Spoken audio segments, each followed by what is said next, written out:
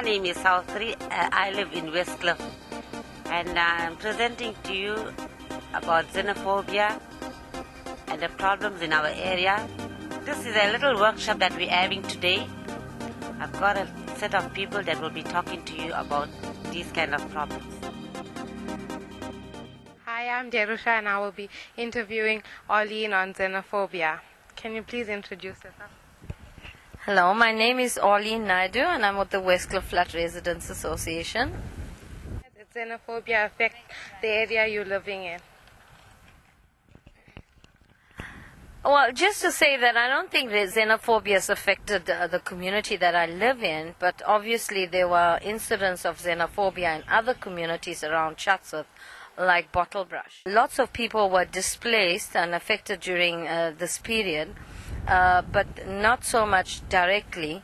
Through interviews and some research, we found that many people out of fear left their communities and found themselves displaced.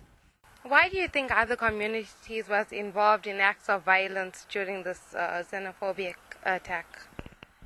Well, I think the xenophobia is related to a lot of, I would say, more political issues. And if you look at the broader Chatsworth community, the demand for housing, the state of unemployment and poverty, it's obviously quite high.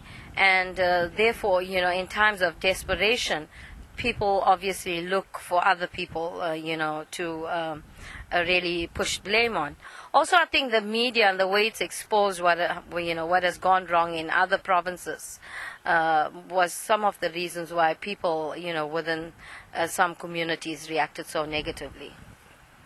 How could other communities learn from our community in supporting the people involved, the victims of the xenophobic attacks?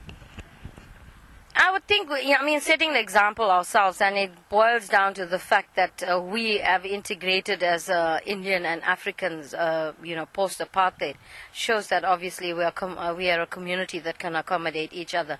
But generally within poor communities, you would find that people, are very accommodating to people of their own, own standard.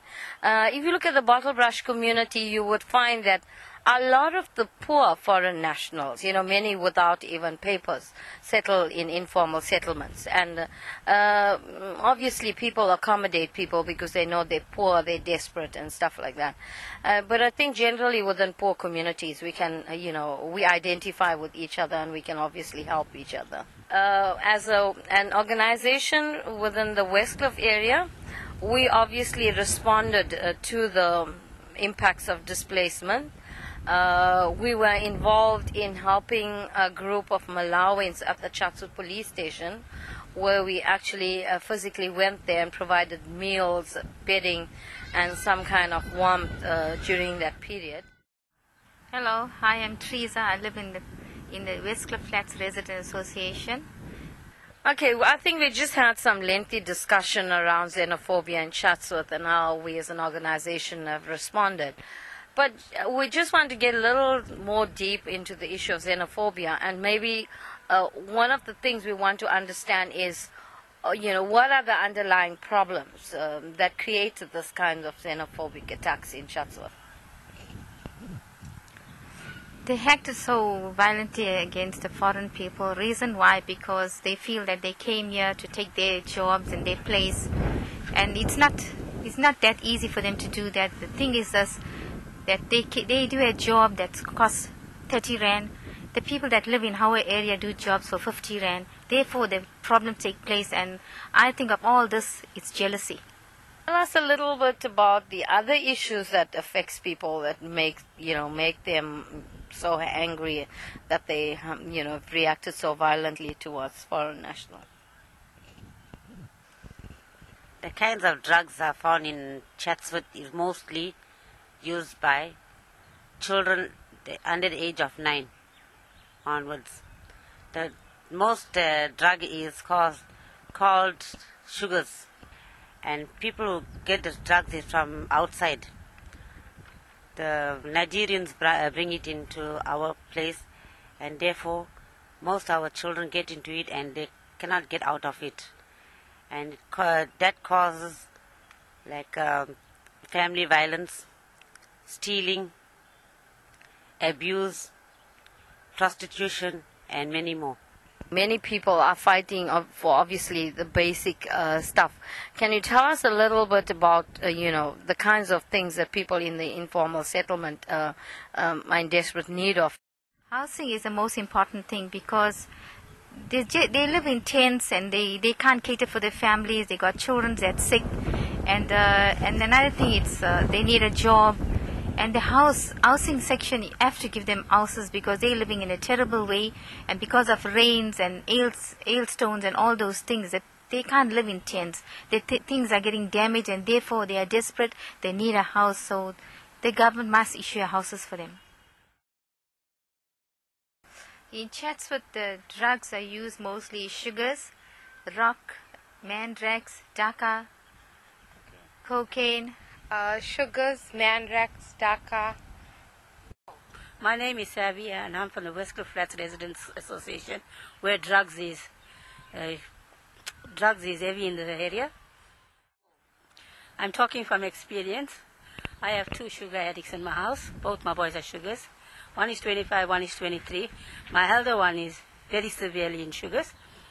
The day he started sugars, when he worked 6 years ago, he was working. At that time, he was working very well, and my nephew came along. My nephew came along and took him to stay at his space. The moment he was away from home, he started doing the wrong things. First, they started off with daca, then mandrax, then crack, then cocaine. Eventually led them to sugars. This drug is a very, very terrible drug, and it's a very disastrous one. Why I'm saying this? Because my children gave me a lot of a hard time. They stole from me. They ended up, I locked them up, stole my groceries, my food money, my clothing. After they went and got locked up and came back, he stopped, but he never stopped doing drugs.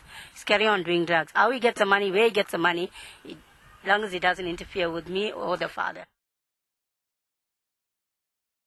They buy the drugs from the drug lords, from the drug dealers, and the drug dealers got boys set around selling them. In Unit 3, they are. It's close by to their houses and it's easy accessible. The person that's taking the drug, it affects them in a very difficult way. They wake up in the morning with cramps, back pain, stomach pain, fever, headache, and all that. People get addicted to the drug and suffer body pains, and they don't have enough money to buy it, so they lose their jobs, and they resort to stealing. These sugar addicts, they still roam around our flats. They steal from one and they go sell it to another. I can't even dry my clothes in the line. But when I come back from work, my clothes are gone from the line. If everybody get together and do protesting and they want the drugs out of the area, it can come to us. But most people they don't want to come front. They only talk about it. They don't want to come front and talk about their problem because they're scared. What's going to happen next to them, or how will their children walk on the road? It's not about that. It's about our health and our life. I think that people can obviously learn from some of the experiences that we had. It's always important to be caring and sharing. And if you look at, the acts of xenophobia, it obviously affected the poorest of the poor. People that were displaced, obviously people that lived within informal settlements and not in some big, fancy buildings and stuff like that. The people that need homes, the government must supply homes for them because housing is the most important thing. And therefore, people are living on the street, they're dying of cold, they're getting lots of diseases and all those stuffs. And when they go to the hospital, they get turned down. And later on, the next day, the person is dying. They blame the hospital. I think the way to deal with this is to, obviously, being a South African and not having a house, we should not, look at the foreign nationals as scapegoats, but look at look at government because they're supposed to be providing houses, and obviously not somebody coming from another country. The big problem within informal settlements also is the issue of landlordism, and the state of corruption is so much that people are accessing houses through corrupt means. Landlords are obviously charging high rentals and stuff like that, and you're finding the state of homelessness becoming a big problem. If they have more jobs also, then they'll have money and they can find a place for them to stay and support their families instead of resorting to things like stealing and corruption and more social activities. If the youth are more involved in sports and stuff, they won't have time to take drugs.